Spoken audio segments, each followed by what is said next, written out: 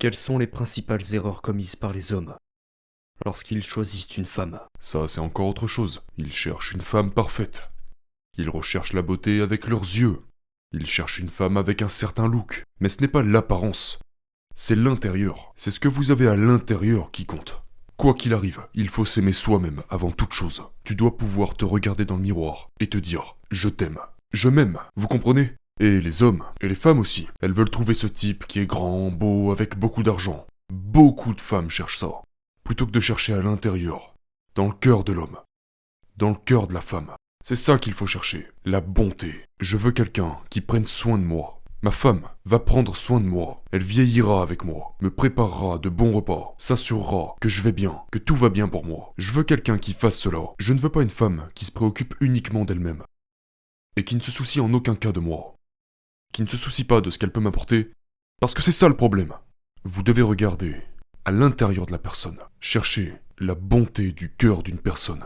Je n'ai pas besoin d'une belle femme, et qui a un mauvais cœur, et qui ne se soucie pas de moi, de notre famille, de nos enfants. Je ne veux pas de ça. Je veux une femme belle à l'intérieur, et l'intérieur se reflète sur l'extérieur. C'est le problème quand il s'agit d'une femme, ou de n'importe quoi d'autre, de n'importe quel type de relation. Les gens recherchent juste les mauvaises choses.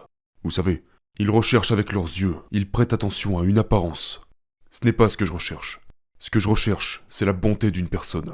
C'est ce qui compte pour moi. Ce que tu as à l'intérieur de toi m'importe. Ce n'est pas ton apparence. Parce que pour moi, tu es belle, quoi qu'il arrive. De toute façon, c'est quoi la beauté?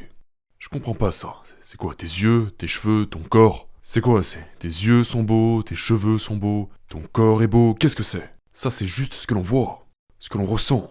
Quels sont pour toi les indicateurs, les signes d'une femme au grand cœur?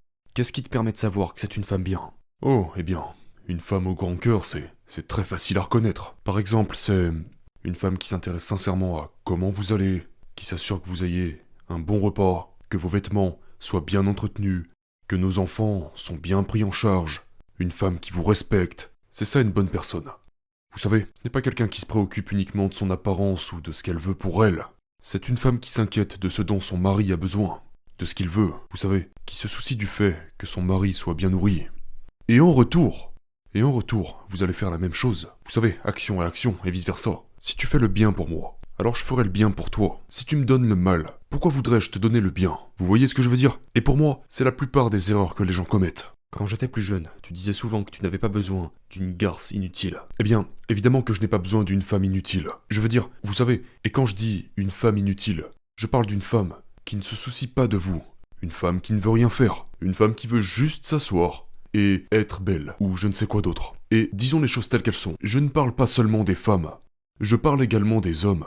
Une femme a besoin d'un homme fort, et un homme a besoin d'une femme forte. Alors, nous travaillons ensemble, comme une équipe. Nous sommes des partenaires. Si je fais tout le travail et que tu ne veux rien faire, alors je n'ai pas besoin de toi. Et vice-versa. Si ma femme rentre à la maison et s'occupe de tout, s'occupe de mes enfants, de la maison, fait tout ce qu'il faut pour moi, et que je suis un imbécile, que je ne veux rien faire, que je veux juste m'allonger toute la journée, boire des bières et regarder la télé, alors elle n'a pas besoin de moi. Dégage-moi à coup de pied au cul. Vous voyez ce que je veux dire? C'est la même chose.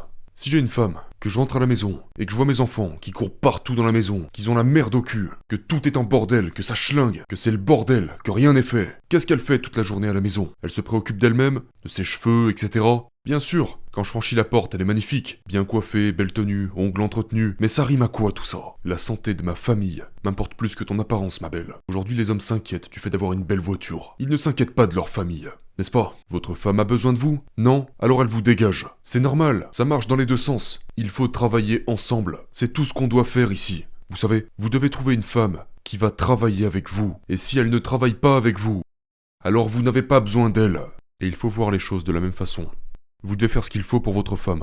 Et en retour, vous aurez ce qu'il faut. Ce qu'il faut à peu près. Et comme je dis, si ça marche pas, eh bah, vous devez passer à autre chose. Qu'est-ce qui est le plus important dans l'éducation des enfants? Oh, qu'est-ce qui est important dans l'éducation des enfants? Il y a beaucoup de choses qui sont importantes. La discipline en est une, c'est sûr.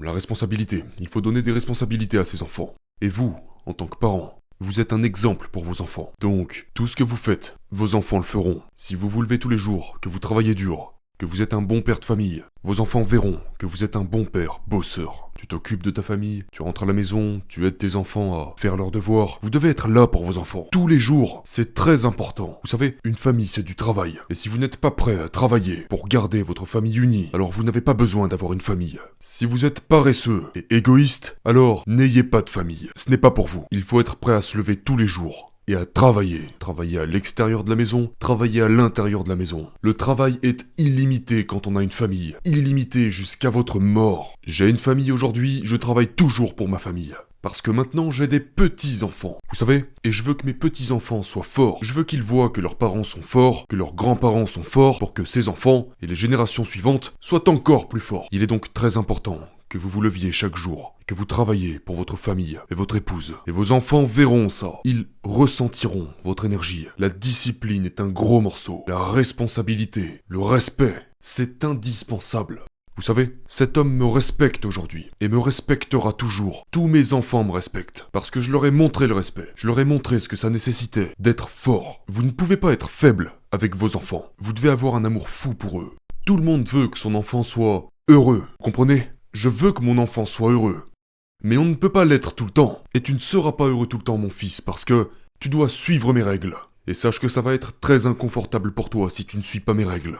Parce que si ce n'est pas le cas, c'est moi que tu mets dans l'inconfort. Si tu ne suis pas mes règles et que tu ne me respectes pas, si vous ne faites pas cela pour vos enfants, que pensez-vous qu'il va se passer ? Ils ne seront pas forts. Vous savez, les gens aujourd'hui, vous savez, leurs enfants commencent à pleurer et en faire des caisses. Et tout de suite, les parents deviennent faibles. Ils se plient en quatre pour que les enfants arrêtent de pleurer, pour qu'ils soient à nouveau heureux. Non, ça ne marche pas ça. Ce qui marche, c'est la fermeté affectueuse. La fermeté affectueuse, mes frères. C'est très important. Et ça me fait mal au cœur.